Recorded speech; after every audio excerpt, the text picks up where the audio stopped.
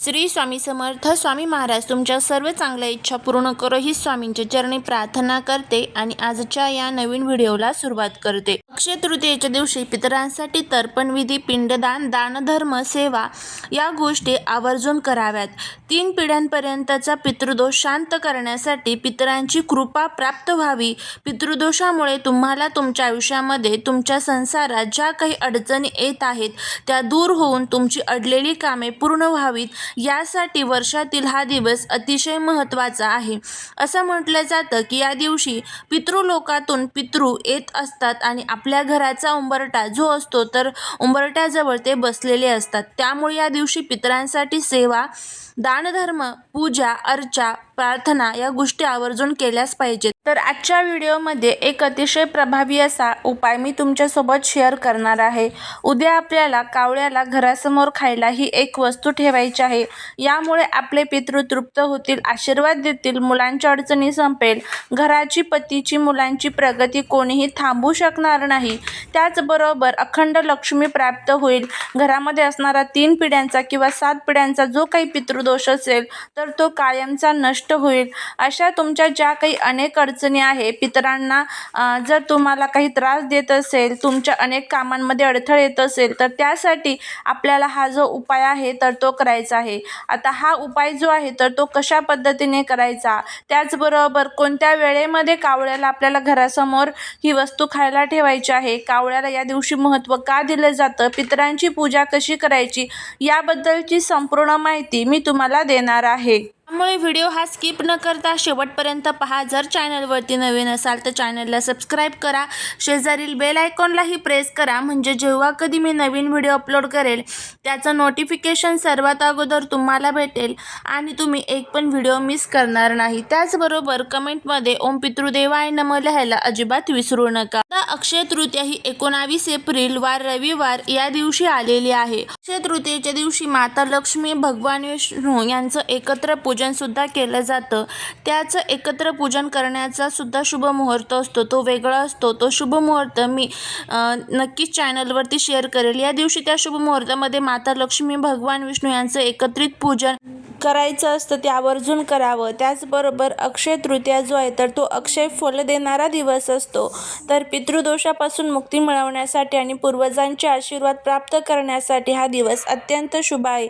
येथे पितृदोष निवारणासाठी अक्षय तृतीयेचं महत्त्व आणि आपल्याला काय करायचं आहे त्याची माहिती आपण घेऊया. अक्षय तृतीयेला पितृतर्पण केल्याने पितरांना सद्गती मिळते. या दिवशी पूर्वजांच्या नावाने केलेले दान त्यांच्यापर्यंत पोहोचते अशी श्रद्धा आहे. विशेषतः ज्यांना पितृदोष आहे त्यांनी या दिवशी जलदान आणि अन्नदान केल्यास दोषाची तीव्रता कमी होते. पितृदोषासाठी म्हणजेच पितृदोष दूर करण्यासाठी या दिवशी काय करावं तर सकाळी लवकर उठून स्नान करावे, पांढरे किंवा साधे शुभ्र वस्त्र परिधान करावे. पितरांच्या पूजेसाठी दक्षिण दिशा महत्त्वाची असते, त्यामुळे पूजेचे तोंड दक्षिणेकडे असावे. संकल्प करावा, हातात थोडे पाणी आणि अक्षता घेऊन म्हणा, आज अक्षय तृतीयेच्या शुभ मुहूर्तावर मी माझ्या ज्ञात अज्ञात पितरांच्या उद्धारासाठी आणि त्यांच्या आशीर्वादासाठी हे पूजन दान अर्पण करत आहे. माझ्या हातून कळत नकळत झालेल्या चुकांबद्दल मला क्षमा करावी. एका तांब्याच्या पात्रात पाणी घेऊन त्यात काळे तीळ आणि थोडे पांढरे फूल टाकावे. ते पाणी दोन्ही हातांच्या मध्ये धरून उजव्या हाताच्या अंगठ्यावरून पितृतीर्थातून हळूहळू पात्रात सोडावे. हे करताना पितराचे स्मरण करावे आणि ओम पितृदेवताभ्यो नमः हा जप करावा. पितरांच्या आवडतीचा स्वयंपाक करावा. विशेषतः खीर, आमरस किंवा पुरणपोळी आवर्जून करावी. स्वयंपाकातील पहिला भाग अग्नीला म्हणजेच अग्निहोत्र किंवा गाईला द्यावा. कावळ्याला उपवास ठेवणे या दिवशी अत्यंत महत्त्वाचे असते. कोऱ्या मातीच्या माठात पाणी भरून त्यावर खरबूज किंवा आंबा ठेवून ब्राह्मणाला किंवा गरजूला दान द्यावे. छत्री, पादत्राणे, हातपंखे किंवा थंड पाणी दान करावे. आणि हे माझ्या पूर्वजांनो, मी माझ्या क्षमतेनुसार तुमची सेवा करण्याचा प्रयत्न केला. माझ्या कुटुंबावर तुमची कृपादृष्टी कायम असू द्या. आमच्याकडून काही चूक झाली असल्यास आम्हाला क्षमा करा आणि आम्हाला सुख समृद्धीचा आशीर्वाद द्या, ही प्रार्थना आपल्याला करायची असते. या दिवशी घरात भांडण तंटा करू नये. वातावरण प्रसन्न ठेवावे. कोणीही दारी आल्यास त्याला रिकाम्या हाती पाठवू नका. किमान पाणी तरी नक्की द्या. शक्य असल्यास दुपारी 12च्या सुमारास कुतप काळ हे पूजन करावे. अक्षय तृतीया हा सर्वात महत्त्वाचा दिवस असतो. जर कितीही प्रखर पितृदोष असेल तर त्या दिवशी फक्त तुम्ही या छोट्या छोट्या सेवा किंवा हे छोटे छोटे उपाय जरी केले ना, तरीही तुम्हाला याचा खूप चांगला फायदा जो आहे तर तो बघायला मिळतो. अक्षय तृतीया हा दिवस पितरांच्या सेवेसाठी आणि घरातील नकारात्मकता दूर करण्यासाठी अत्यंत प्रभावी मानला जातो. कावळ्याला पितरांचे प्रतीक मानले जाते, त्यामुळे या दिवशी केलेला एक छोटासा उपाय तुमच्या कुटुंबासाठी प्रगतीचे द्वार उघडू शकतो. आणि हा उपाय आपल्याला का करायचा आहे, तो कसा करायचा आहे ते आपण बघणार आहोत. हा उपाय केल्याने काय होईल तर उन्हाळ्याच्या दिवसात पितरांना थंडावा देणारे पदार्थ अर्पण केल्याने ते तृप्त होतात. पितृदोषामुळे मुलांच्या शिक्षणात, लग्नात किंवा करिअरमध्ये येणारे अडथळे दूर होतात.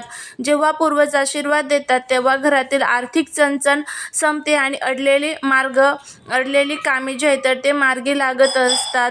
अक्षय तृतीया हा पितरांच्या नावाने तर्पण विशेषतः दुपारी 12च्या सुमारास करायचं असतं.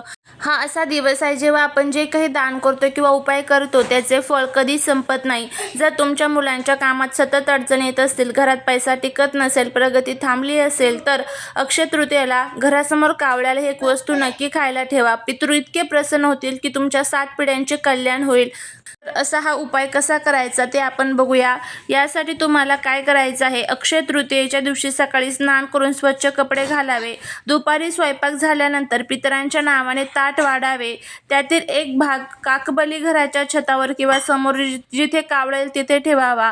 अन्न ठेवताना मनातल्या मनात तुमच्या मुलांच्या यशासाठी आणि घराच्या प्रगतीसाठी पितरांकडे प्रार्थना करायची आहे. जो काही तुम्ही स्वयंपाक बनवलेला असेल तर तोच तुम्ही ठेवू शकता, किंवा आता त्याऐवजी तुम्हाला असं वाटलं की नाही पितरांसाठी आपल्याला वेगळा काहीतरी नैवेद्य बनवायचा आहे, तर मग तुम्हाला काय करायचं आहे, या दिवशी दुपारी 12च्या सुमारास एक छोटीशी कृती करायची. एका पानावर किंवा स्वच्छ जागेवर थोडा दही भात जे आहे तर ते एकत्र करून त्याचा गोळा ठेवा.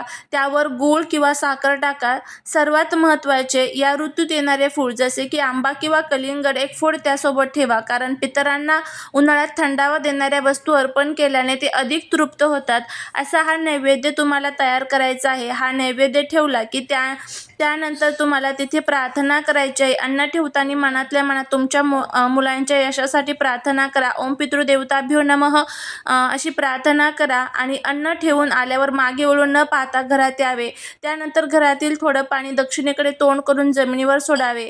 या दिवशी गरजूंना पाणी किंवा छत्री दान केल्यास आपल्याला खूप जास्त प्रमाणात मिळत असते. हा छोटासा उपाय तुमच्या आयुष्यात खूप मोठे बदल घडवून आणू शकतो. श्रद्धा ठेवून हा उपाय नक्की करा आणि बघा याचा किती चांगला फायदा जो आहे तर तो तुम्हाला मिळेल. आता हा नैवेद्य कुठे ठेवायचा, तर हा नैवेद्य तुम्ही आपल्या टेरेसवरती, पत्र्यावरती, घराच्या बाहेर, तुमच्या आजूबाजूला जिथे कुठे कावळा पशुपक्षी येत असेल तर तिथे तुम्हाला हा नैवेद्य ठेवायचा आहे.